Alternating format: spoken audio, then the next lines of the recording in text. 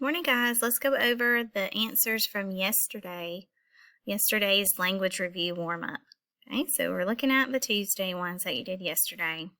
Your first question said, which ending punctuation mark completes this sentence? Most people think the sun is yellow.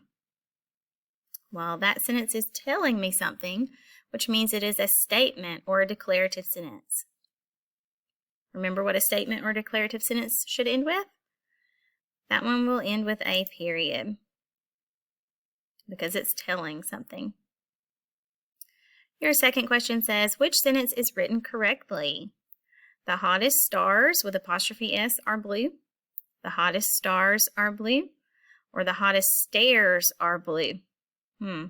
Well, more than one star is not spelled with an E. That's the word stairs. So let's look at these two. I know that apostrophe S means that something belongs to someone or something. In this sentence, the star is not owning anything. It's not showing any possession. So we do not need an apostrophe S.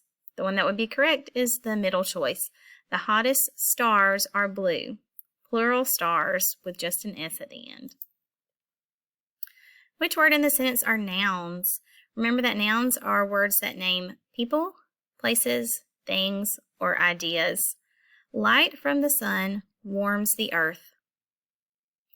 Light from the sun warms the earth. Okay. Light is a noun. Sun is a noun. And earth is a noun.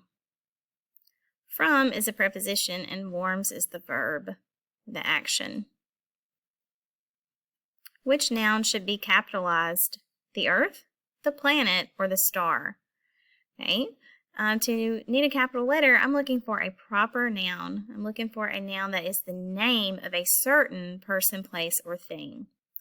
Since the planet or the star is not telling me a certain place, I know it's going to be the earth that should be capitalized. Earth is the name of a planet, so that's the one that needs a capital letter.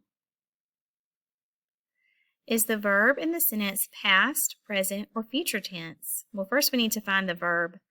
The sun formed about 4.6 billion years ago. Yesterday we found that the verb was formed. That tells the action.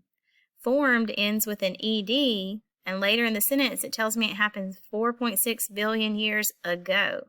So both of those clues tell me that this verb is past tense. It already happened in the past. It's not happening now in the present, and it didn't happen in the future. It happened in the past. And the next question says, write an adjective that could describe a star. So in this one, you need to type in an adjective or a describing word that could describe a star. How might we describe a star? Stars are very big, so it could be the big star or huge, gigantic, enormous star.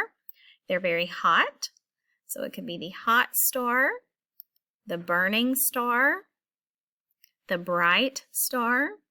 You could have put any word that describes a star there. I'm going to put bright.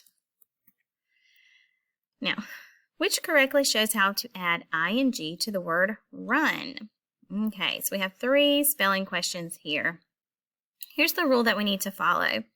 When a word ends with one vowel followed by one consonant, it has a short sound. When that happens, we have to double the consonant to keep a short sound. Double means 2 of something. This word run has 1 U and 1 N, and the U is short. So I know I need to double that N before I add an ending like ing. That means this middle choice with 2 N's will be the right way to spell running. Those 2 N's keep my U at a short U. Let's try another one. We have the word flip. Does it follow the same pattern? It sure does. There's 1 vowel I followed by 1 consonant P. That means we're going to double the P before we add ing. So our correct answer would be this first choice with 2 P's and then ing, flipping.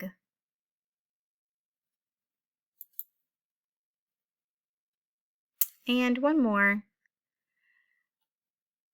How do we add ing to the word score? This one ends with an E, so that doesn't follow my pattern. So this has a different rule. Do you remember the rule for this one? When a word ends with a sneaky E, we drop the E and add ing. We don't add any other consonants or double any letters. We're going to drop the E and add ing to make the word scoring. S-C-O-R-I-N-G. Scoring. Very good. Think about these answers from yesterday as you are doing your questions from today.